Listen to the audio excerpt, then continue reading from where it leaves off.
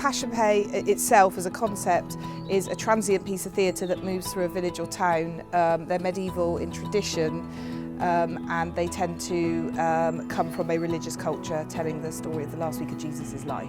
The performance will involve some music, live music. We've got some dancers involved in the show. We've got a lot of children involved in the performance. We're going to move between indoor and outdoor locations on the day. We've got a lot of non-actors, a lot of inexperienced people on stage alongside some professionals, and we've also got some very experienced sort of amateur actors. We've got a real mix.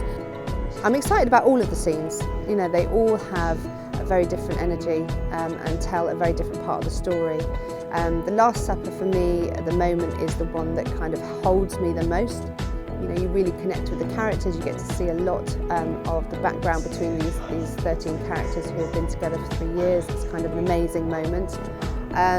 Obviously the crucifixion is going to be very quiet and very still and kind of incredible from an aesthetic point of view.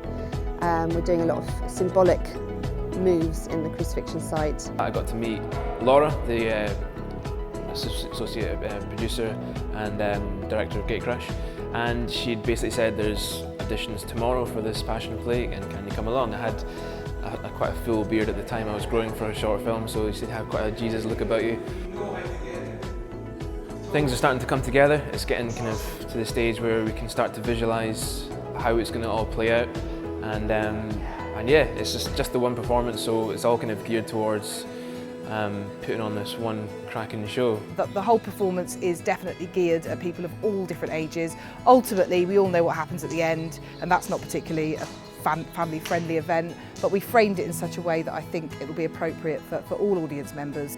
Basically, once we start, we can't stop. You know, we have the audience with us at all times.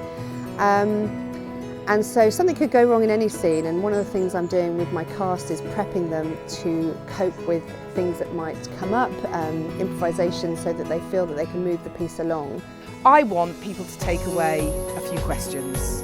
I don't expect it to give any definite answers or any definite beliefs or anything like that. I just want people to go away and to have an opportunity to think about who this guy was and how he framed the world and the culture that we live in today.